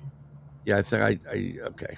Oh, you know what? I put that in there wrong. It's prpconnect.org. I'm gonna fix that right now. My bad, not yours. No, that's fine, because I just went there to open it up. I was going to try to share the page. So I'm going to redo it, and then I'm going to put the ORG. Yeah, give pop R in there, and then that should take you right to the webpage. ORG, and let's get rid of the period at the back. And then we're going to go down. Bastards. I hate you. I hate, and you know, certain things you can't do in this lovely Hey, while computer you're world. looking, let me just share with you guys and with the audience Yes, also. We do please. have both versions of Bridging the Tragedies still live on Amazon. So we have the gold covered one, which is version one, which is the one Mark has. And then we have the one with the silver bridge with the Mothman overlay in the background. That's the newer, updated version. It has an additional story in it, and it has pictures in it also, and then the different cover art. But when you look, if you're looking to download the audio version is only, it's got the gold cover. So if you click on that, like on either in the Audible store or on Amazon or however you approach it, it's the gold covered one. That's the only one that we have listed as available for download. Interestingly enough, it is the newer version of the book, so it's got the extra story in it. Yep, I will be doing that. Probably do the audio because it's going to be a long drive, and there's something else besides, like, you know, dashboard drumming I can do. I usually do videos of myself. You know, It's a 13-hour book. That's good because this is like a 22-hour drive. It'll keep you company. Yeah, that's awesome. I did listen to, like, a long time ago when audiobooks came out on, like, tape, books on tape or whatever. Sure. My buddy put it, you know, he's like a brother to me. Actually, his brother just recently passed on Sunday, so, you know, that was a tragedy. It's like losing an older brother. But I remember we were driving from Connecticut to Virginia because it was a senior trip for some of the campers. And he goes, I got all these books on tape, and it was James Woods reading, you know, Stephen King. When people used to read on audio, James Woods has a speech impediment, and by the time you're about an hour, like 25 minutes in, you're like, I'm going to kill this guy. Yeah, there are certain narrators I cannot listen to, and even if I love the book, if I can't stand the voice, I can't listen to it. But that's I mean, I just found out. If you want, I will post it. I will send it to anybody that wants it. I remember when Waze came out. I used to use Waze all the time, and I'm looking through the back end of Waze. And I'm like, wait a minute, I can record my own. So you will hear my voice. My friend uses my Waze voice on his Wave. His kids love it. They're like my nieces. And then their friends love my voice on their way. It's the weirdest thing in the world. But what, you know, it's like, make a damn U-turn. But when you do arrive, it says, holy shit, we made it. So I will post that up. It'll be on, if I can post it on Facebook, unless they lock me out. But I can't wait for Jackie to feel better to get both you back on, because I'd love to have you both back on. Because, you know, I know that Mark talks too much. Mark is only. I have a question. Ask questions. Just jump in. Hit me with a microphone or something. Okay. You know, Bill, in Jeff's book, you know, he has all the handwritten notes from the Scarberries and Mallets, and on page 57, whoever's being interviewed there, he or she writes, we all agree we'd like to talk to a minister about it, and you know what they just experienced. And then in, you know, Bridging the Tragedy, you know, you do have the spiritual development on page 271, and you know, more information in that chapter. In Michael's initiation, Michael Carter's been a guest with us. He's great. Yeah, and there's you know, some of the you know, looking for assistance from, you know, divine inspiration, you know, lists, you know, all these other traits after an experience. You know, a lot of them do have religious significance. You know, Linda has, you know, some indications of that in her book. You know, she can go into more detail in person as well. But how much, throughout the four books I just showed, it just seems like it's a um, just a normal human response to have a sighting and then almost like a religious type response to it. And Michael goes into more detail about how you may want to uh, cope with things by trying to make the world a better place. How, how, do you find that pattern of behavior is all part of post-traumatic growth? Maybe it could be attributed to the parenting skills that help so many people get through the Silver Bridge collapse, and revitalize Point Pleasant. I think so. Mark. Most of the people that we talk to for Bridging the Tragedy have really expressed that their faith has broadened and deepened since what they've been through, and that they do want to give back in one way, shape, or form. And you mentioned Michael, who you and Keegan got me connected to a couple of years ago, and we interviewed him for our next book, which is going to be called Transcending the Darkness.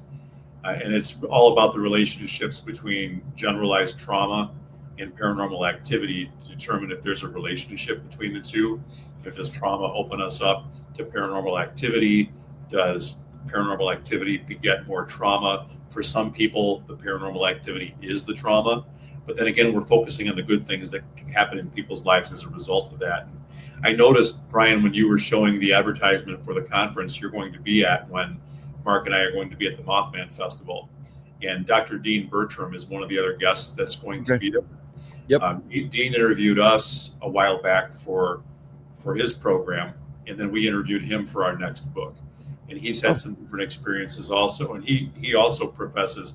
It's interesting. You got these guys in the horror field that are very strong Christians, which sometimes at the surface can kind of sound like it's going at cross purposes, but it doesn't necessarily mean that's the case. But I mean, we've had some tremendous interviews with some really fascinating people. If you're familiar with the Rendlesham Forest Enigma, the whole thing Yeah, there, I know. Yeah. Jim Peniston and the craft and all that. We know Jim personally. We tried to get him to contribute to the study. He endorses the study, but didn't want to be a part of it. But Monroe Nevels is in the book. We actually flew to Texas and we interviewed him. We talked about his experience of investigating the craft site where the craft was at that Jim touched. And Jim's co-author, Gary Osborn, and his wife, Heather, are also going to be in our next book, too. So we really have a pretty star-studded lineup for the next book, which should be out in about a year. Yeah, no, I noticed because I put this in this description. I took, it's kind of hard when you're putting together a show. I can't thank Mark enough for being here. Mark, they want Mark Eddy t-shirts. So I have to come up with a Mark Eddy t-shirt. Mark's pretty artistically inclined. He could probably develop it. Yeah, I mean, I've put Mark's head on a couple of weird things lately, so we'll figure it out. We'll get the Mark Eddy shirt going. I can do some drawings. Yes, Mark, you're an excellent artist. I saw your drawings with Lynn just on the way here to the studio. But something was interesting that came up, and it kind of relates to what you're just saying right now. Energy Shifter posted this. Are you documenting them? And I think it was in relationship to energy and the different, areas of energy. You may be perceiving movement of an energy. So, which is interesting because if you're talking about traumas and the paranormal itself, that could be, sometimes you're like, human body is like a paranormal detector. We have abilities we don't even realize. And sometimes trauma is like getting the gold signal on a metal detector, digging.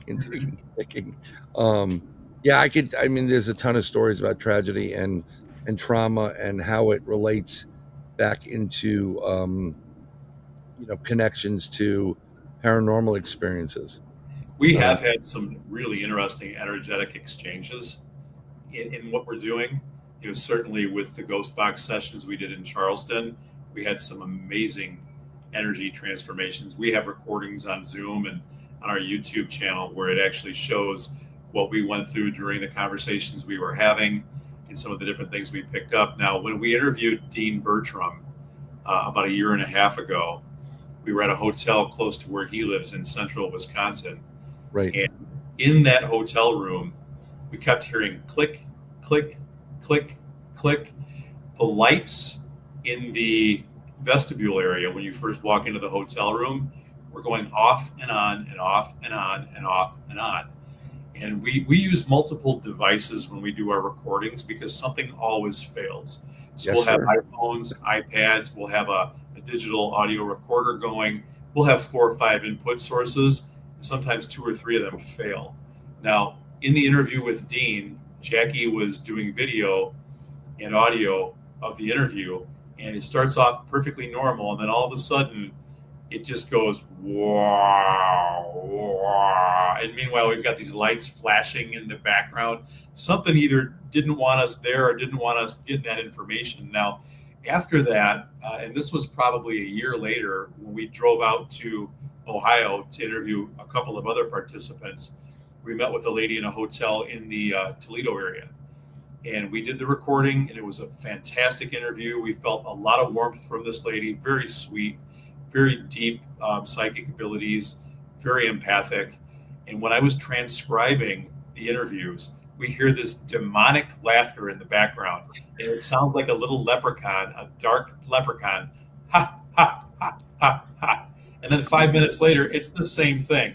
And it sounds exactly like this laughter that I heard on a Monsters and Mysteries episode. I think that Chad Lewis was in, a researcher from Wisconsin. And they were talking about these evil gnomes. And you hear this, ha, ha, ha. It's the same freaking thing. Yeah, it's strange. There's a hotel I stay at in Florence, South Carolina, and I had to do a couple trips back up to New York, whatever.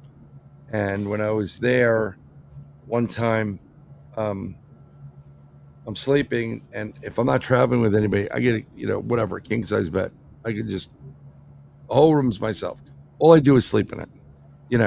If I'm not at the Waffle House or Buc-ee's, I'm sleeping in the bed. That's it. And I was tired. I pulled in late. I just wanted to get sleep to get up early. And the refrigerator door is open, closed, open, closed, open, closed. And I'm like, can you please stop? Open, close. Seriously, I'm really tired. I know you know that I know that you're here. If you want to talk in the morning, just let me get some sleep. And it stopped. So I told them one time, like, don't put me in 209 again. And she's like, why? It was just redone. I'm like, no, it's haunted. Yeah. And they're like, it's not haunted. And I'm like, I'm telling you it's haunted. And I know I have certain gifts and abilities. And she's like, yeah. And you get into the conversation. Yeah, I do this, and that. And at the time, I could actually see people with people. So there was this one, I forgot her name. And she's sitting at the front desk, one of the main people that check you in at the Hilton. And she's sitting there, and I said, do you know somebody who's a really big man, salt and pepper hair, and and her eyes went, that's my dad. You just described my father. I'm like, well, he's standing over your right shoulder right now. He's giving me a look like whatever. And she didn't believe any of that stuff.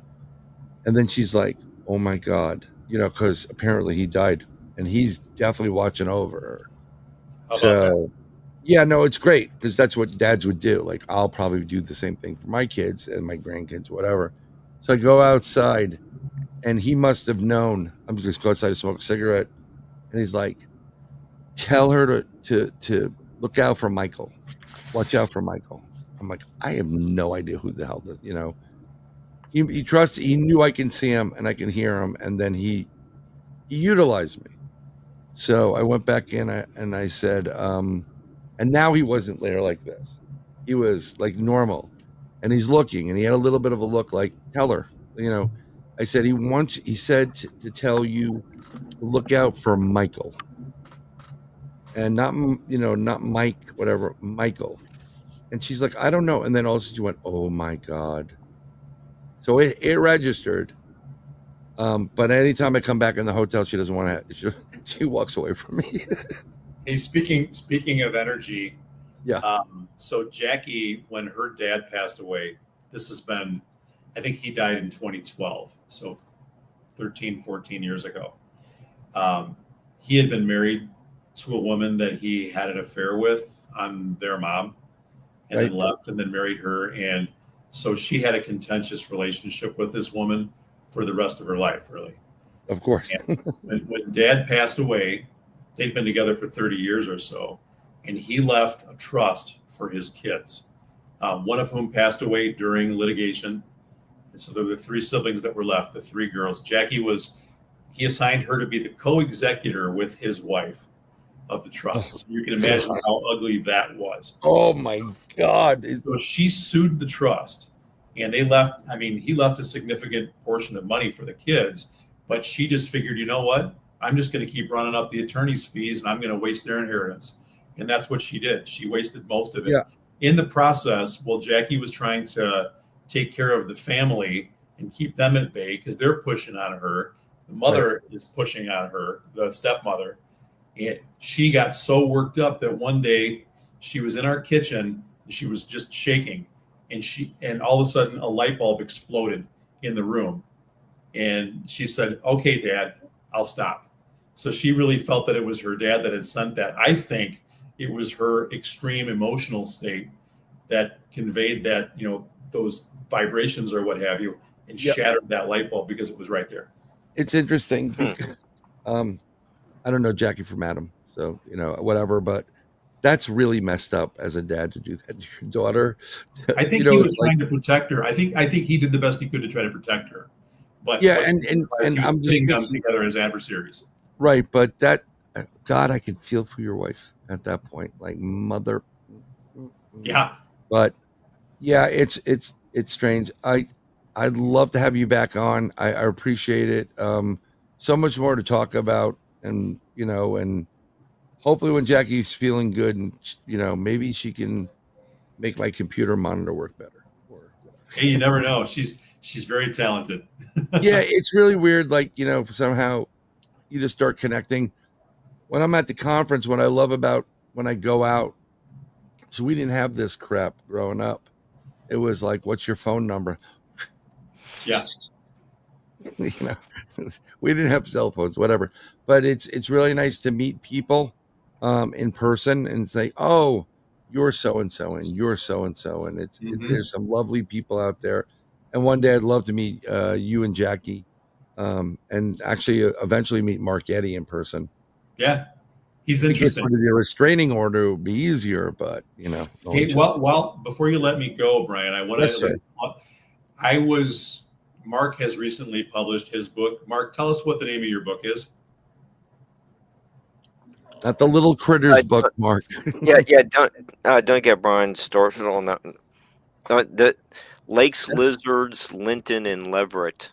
So I've probably read the first third of the book, and I continue to work through it as I juggle all the different things I've got going on. But Mark, I'm really impressed with your talent as a writer and your knowledge of your subject material and the way you've worked within the research community to bring this to light. And I just want to applaud that here online. I think you did a tremendous job with your book. I agree with you wholeheartedly, and let's give him some applause. We can get him right there. Mark Eddy, everybody, try the veal. No, seriously, Mark is a fantastic writer. He goes into so much really great detail on. It's fascinating, and what I love about what Mark did in the book is, West Virginia has its place in the making of all this. It's not just one area versus the other. There's some areas in this world that get put to the wayside, but they play a critical role in the creation of, the Eastern Seaboard. So I want Mark want it to be successful. And I think Mark should be teaching also, and use it as his own textbook, because I think it would be fantastic. Yeah, great job, Mark. Yeah, it's great, and no more heart attacks, because I don't want to No have more one. heart attacks. Yeah, I don't need another one either. You're too young for it. Neither one of you guys. You're both too young for that. No, I have 2 daughters. It was bound to happen. The Yeah, Rangers lost the perfect game they should have won, and I have 2 daughters. It was whatever. Yeah, thank you for your kind words, and the mansion house helped, and Point Pleasant will be in parts 2 and 3 as well. They have a wealth of information in the on the third what they have curated on the 3rd floor. So besides the Mothman, Point Pleasant has lots of valley mysteries. That's cool. You know what? And some of this stuff needs to come out, because people just think of it, there's so many areas just for one type of, like, that's where this happened, but there's like 50 other things that have happened around there. It's just, getting the research done. I think you can do a great job, and I'm glad you're getting out of, your house to go to the Mothman Festival. So that's going to be great. I'm looking forward to it. Oh, if I ever get invited to that, it'd be nice to be invited to it. But one day I'll, we'll meet at the Village Pizza. That's fine with me. It just works out a little bit easier on trying to explain where you're going without getting like, well, why are you going there? Like, well, they want me to speak, or they want me to, just makes it easier. I didn't tell people, like, if you ever get to Waynesboro, PA, it's on the corner near West Virginia. Waynesboro. There's a place called the Historic Hoover House. It is haunted. It's a lovely inn run by Steve and Pam Barry, and you and the missus. Well, I don't know if she enjoys being in a paranormal setting, but you'll have it's really nice. There's an old lady in one of the rooms on the 2nd floor. I recommend it because it has its own restroom. She will climb into bed with you. And if you're lucky, and we have Jim on, and I'm going to bring Jim in here, and they do table tipping sessions, and they have a tri-leg table that tips. And I'm born and raised in New York City, so I always look for scams and people lifting and whatever. And I've taken part in this. No one's touching this table. It's just hovering, and this thing is moving on its own. It's insane. You would love it, and I think Jackie would love it. And it's a great, nice little quaint town. So it could add to your book, because it's on the way to certain areas of West Virginia. So yeah, great. But yeah, where else can people find you besides social media, the website, Amazon, other shows? We're on Amazon. If you jump onto our website, we have a collection of different podcasts that we've been on. So there's a whole bunch of those that are on there. Certainly Facebook. I'm on LinkedIn also, but I'm not on Twitter. I'm not on Instagram. I'll social media it out. But please email us. Send us a message on Messenger. Send me a friend request. More than happy to connect and have conversations. And yeah, thank you for the interest. Thanks for the time. Thanks for having me on the show, guys. I just think we just broached the subject. We really got to go a little bit deeper, and I apologize for not going as deep, but I definitely would love to have you guys back, and Jackie when she feels better, and we can talk more. And definitely when the new book comes out, even from a year from now, or you want to kind of build up the hype, come back. You always have an open door policy for our guests, and it's all about you guys, and I appreciate it. Yeah, much appreciated. Thank you so much. Yeah, I mean, I can't thank you enough. I can't thank Mark for being connected. And this is how we end the show anyhow. It's one of the songs I wrote. if it wasn't for you. I was writing this coming back from a paranormal conference, actually. None of us would be here. We wouldn't be able to do it, and it's always because of you. And if Bill, if you want to hang out backstage, the song's a couple of moments, but I have to play it on the outro. Sure. We can just say some goodbyes. So if it wasn't for you guys, I wouldn't be doing what I'm doing. So we're ending the stream right now. Have a blessed day. Consider Thanks, other everybody. people's feelings. Buy their book. Buy their audio cassette. And support them at the Mothman Festival. Go take a trip. Get out of your damn houses.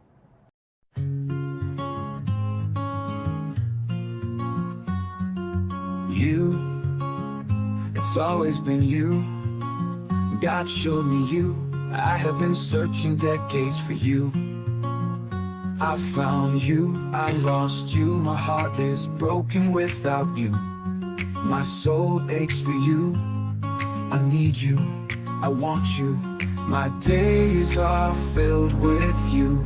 I've seen the future with you. My home is with you. I have felt the future with you. My nights are filled with you. Love is you. True love is you. My happiness is you. Every past life is with you. My dreams are filled with you. Life is meaningless without you. My future is with you.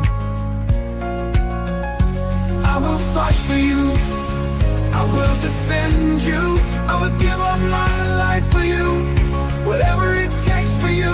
Nothing else matters but you. I love you. I love you. I love you. God showed me you. I have been searching decades for you. I found you, I lost you. My heart is broken without you. My soul aches for you. I need you, I want you. My days are filled with you. I have seen the future with you. My home is with you. I have felt the future with you. My nights are filled with you. Love is you, true love is you. Love is you, true love is you. My happiness is you. Every past life is with you. My dreams are filled with you. Life is meaningless without you. My future is with you. I will fight for you. I will defend you. I will give up my life for you. Whatever it takes for you. Nothing else matters but you. I love you. I love you. Life is meaningless without you. My future is with you.